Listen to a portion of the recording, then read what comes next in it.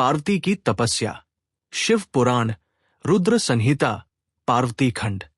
नमस्कार दोस्तों, ऑनलाइन ज्ञान बाय जयंत चैनल पर आपका स्वागत है। आज हम सुनेंगे भगवान शिव को पति रूप में प्राप्त करने के लिए माता पार्वती की कठोर एवं अद्भुत तपस्या की पूरी विस्तृत कथा।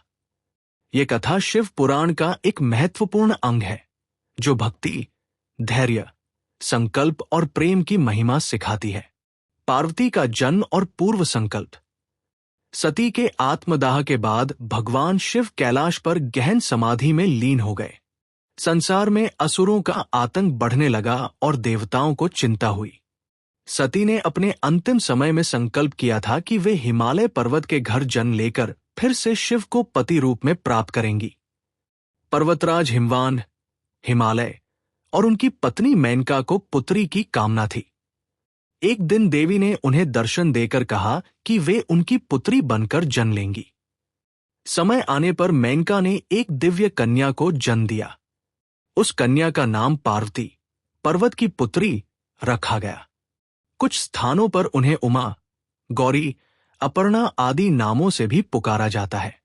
बचपन से ही पार्वती शिव भक्ति में लीन रहती थी। वे शिव के चित्र देखकर आनंदित होती और उनके गुण गाती। जब वे युवा हुई तो उनका मन शिव को पति रूप में पाने की इच्छा से भर गया। नारद जी का आगमन और तपस्या का संकल्प। एक दिन देवर्षि नारद हिमालय के घर पधारे। उन्होंने पार्वती को देखा और उनके मन की बात जान ली।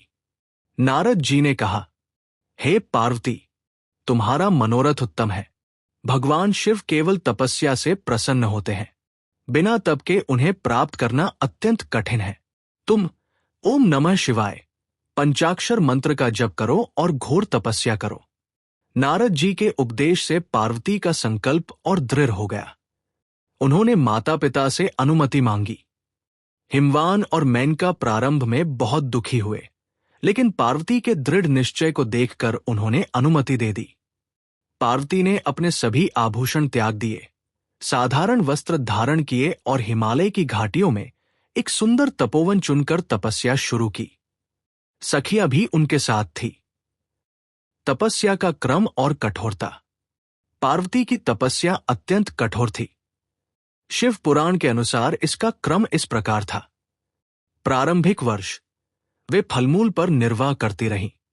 अगले वर्ष केवल शाक, साग खाती रहीं। फिर केवल जल पीकर रहने लगी। अंतिम चरण, जल भी त्याग दिया और केवल वायु, हवा पर आश्रित हो गई। सबसे कठोर, सूखे पत्ते, परना भी त्याग दिए। इसी कारण उन्हें अपर्णा नाम मिला। वे गर्मी में 5 अग्नियों, पंचाग्नि के बीच बैठती, वर्षा में खुले में भीगती, सर्दी में बर्फ में खड़ी रहती। एक पैर पर खड़े होकर, हाथ ऊपर उठाकर या सिर नीचे और पैर ऊपर करके तप करती। निरंतर ओम नमः शिवाय का जप और शिव ध्यान चलता रहता। उनकी तपस्या से पूरा त्रिलोकी संतप्त हो उठा। देवता, ऋषि मुनि चिंतित हो गए। व्याघ्र पर कृपा। एक दिन तपस्या के दौरान एक विशाल और क्रूर व्याघ्र, बाघ, उनके पास आया। वह भूखा था और पार्वती पर आक्रमण करने को तैयार था, लेकिन पार्वती की दिव्य शक्ति से वह जड़वत हो गया। पार्वती ने उसे देखा और कृपा की भावना से भरा हृदय रखा। उन्होंने सोचा, ये भी मेरा भक्त है, मेरी रक्षा करने वाला है। उनकी कृपा से व्याघ्र का क्रोध, भूख और दुष्टता नष्ट हो गई। वह भक्त बन गया और तपोवन की रक्षा करने लगा। देवताओं और सप्तऋषियों द्वारा परीक्षा। देवताओं ने सप्तऋषियों को भेजा। उन्होंने पार्वती को समझाने की कोशिश की। शिव जटाधारी, भस्म लगाए, सर्पों से आभूषित, घर बारहीन है। तुम राजकुमारी हो, सुखी गृहस्थ जीवन कैसे बिताओगी? पार्वती ने दृढ़ता से उत्तर दिया, मैं जानती हूं कि वे सृष्टि के स्वामी हैं। उनके बिना मुझे कोई सुख नहीं चाहिए। मेरा मन केवल उन्हीं पर है। ऋषियों को उनकी भक्ति देखकर प्रसन्नता हुई और उन्होंने आशीर्वाद दिया। भगवान शिव द्वारा ब्राह्मण रूप में परीक्षा। जब तपस्या हजारों वर्षों, कुछ कथाओं में 3000 वर्ष या अधिक तक चली। तब भगवान शिव स्वयं ब्राह्मण का रूप धारण करके पार्वती के पास आए। ब्राह्मण ने पार्वती से कहा, हे सुंदरी, तुम इतनी सुंदर हो, इतना धन वैभव है। शिव गरीब, अघोरी, श्मशानवासी हैं। वे तुम्हारे योग्य नहीं। अपना संकल्प त्याग दो। पार्वती क्रोधित हुई और बोली, आप ब्राह्मण होकर भी शिव का अपमान कर रहे हैं। मैं केवल शिव को ही पति मानती हूं। पूर्व जन्म में मैं सती थी, अब फिर उन्हीं को प्राप्त करूंगी। उनके क्रोध और दृढ़ता को देखकर ब्राह्मण हंस पड़े और अपना वास्तविक रूप दिखाया। भगवान शिव बोले, हे पार्वती, तुम्हारी तपस्या और प्रेम से मैं प्रसन्न हूं। मैं तुम्हारा पति बनूंगा। अंतिम चरण और विवाह की तैयारी। कुछ कथाओं में जब शिव प्रकट नहीं हुए तो पार्वती ने अग्नि में प्रवेश करने का विचार किया, लेकिन उनकी तपस्या की शक्ति से अग्नि शीतल हो गई। अंत में शिव स्वयं प्रसन्न होकर प्रकट हुए। देवताओं ने हिमवान से विवाह का प्रस्ताव भेजा। फिर शिव पार्वती का दिव्य विवाह हुआ, जिसमें ब्रह्मा, विष्णु आदि सभी देवता उपस्थित थे। उपदेश और सीख। भक्ति की शक्ति। सच्ची भक्ति और संकल्प से असंभव भी संभव हो जाता है। धैर्य। पार्वती ने वर्षों इंतजार किया, लेकिन हार नहीं मानी। शिव आशुतोष। भोलेनाथ भक्त की पुकार पर तुरंत प्रसन्न होते हैं। स्त्री शक्ति। पार्वती शक्ति स्वरूपा है, तब से वे गौरी, उज्ज्वल बनी। पार्वती की तपस्या के प्रभाव। शिव पुराण के अनुसार तपस्या की तीव्रता और ब्रह्मांड पर प्रभाव। पार्वती ने जब घोर तपस्या शुरू की, फलमूल, जल, फिर केवल वायु और अंत में सूखे बेलपत्र, अपर्णा पर निर्वाह करते हुए, तो उनकी तपस्या की ऊर्जा इतनी प्रबल हो गई कि समस्त त्रिलोकी संतप्त हो उठी। शिव पुराण के अनुसार देवता, असुर, मानव, चराचर जीव सभी कष्ट में पड़ गए। तपस्या की गर्मी, तेज से आकाश, पाताल और पृथ्वी सभी प्रभावित हुए। देवतागण ब्रह्मा और विष्णु के पास पहुंचे और चिंता व्यक्त की। ये कौन सी तपस्या है जो सारा संसार जला रही है? प्रकृति पर दिव्य प्रभाव। तपस्या के प्रभाव से पार्वती के तपोवन में अद्भुत परिवर्तन हुए। जहां पहले कामदेव के भस्म होने से सब सूना और जलाया हुआ था, वहां अब हरी भरी वनस्पति उगाई। फूल स्वतः खिलने लगे, जो पार्वती के पूजन के लिए उपलब्ध रहते।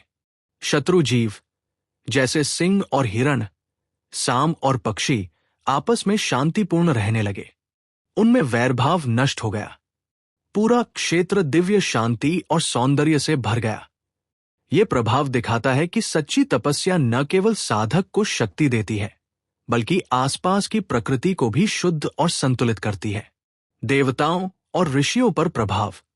सप्तऋषियों को भेजा गया परीक्षा के लिए, लेकिन वे पार्वती की दृढ़ता देखकर आश्चर्यचकित रह गए। देवताओं में भय व्याप्त हो गया कि ये तपस्या अगर जारी रही तो सृष्टि का संतुलन बिगड़ सकता है। ब्रह्मा जी स्वयं पार्वती के पास आए और उनसे वार्तालाप किया। भगवान शिव पर प्रभाव। सबसे बड़ा प्रभाव तो भगवान शिव पर पड़ा। वे सती के वियोग में गहन समाधि में थे। पार्वती की तपस्या ने उनके हृदय को स्पर्श किया। शिव स्वयं ब्राह्मण रूप में परीक्षा लेने आए। पार्वती की अटूट भक्ति और संकल्प देखकर वे अत्यंत प्रसन्न हुए और अपना वास्तविक रूप दिखाया। सृष्टि के संतुलन पर प्रभाव। शिव पुराण के अनुसार ये तपस्या केवल व्यक्तिगत प्रेम की नहीं, बल्कि ब्रह्मांडीय जिम्मेदारी की थी। शिव के पूर्ण वैराग्य से सृष्टि रुक रही थी। पार्वती शक्ति की तपस्या ने शिव को गृहस्थ जीवन की ओर लौटाया। उनके विवाह से कार्तिकेय का जन्म हुआ, जिसने तारकासुर का वध कर देवताओं की रक्षा की। सृष्टि में गति, ऊर्जा और संतुलन पुनः स्थापित हुआ। आध्यात्मिक और नैतिक प्रभाव। भक्ति की महिमा दिखाता है कि सच्ची भक्ति और धैर्य से असंभव कार्य सिद्ध हो जाते हैं। स्त्री शक्ति।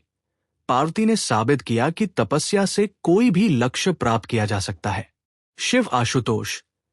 भोलेनाथ भक्त की तपस्या से शीघ्र प्रसन्न होते हैं। कर्म और फल। पार्वती की तपस्या से उन्होंने पूर्व जन्म सती का ऋण चुकाया और शक्ति स्वरूपा बनी। व्याघ्र पर कृपा, तपस्या के दौरान आए बाघ पर भी उनकी कृपा हुई, जिससे वो भक्त बन गया।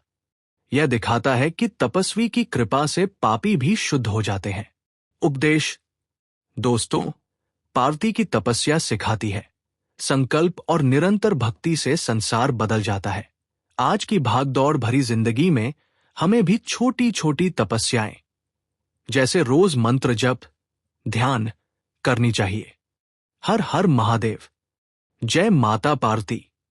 दोस्तों, ये थी शिव पुराण के अनुसार पार्वती तपस्या के प्रभावों की विस्तृत कथा। अगर पसंद आई तो लाइक करें, शेयर करें और चैनल ऑनलाइन ज्ञान बाय जयंत को सब्सक्राइब करें। कमेंट में हर हर महादेव और जय माता पार्वती लिखें। अगली कथा बताएं, शिव पार्वती विवाह, कुमारखंड या कोई और? ओम नमः शिवाय। जय भोलेनाथ।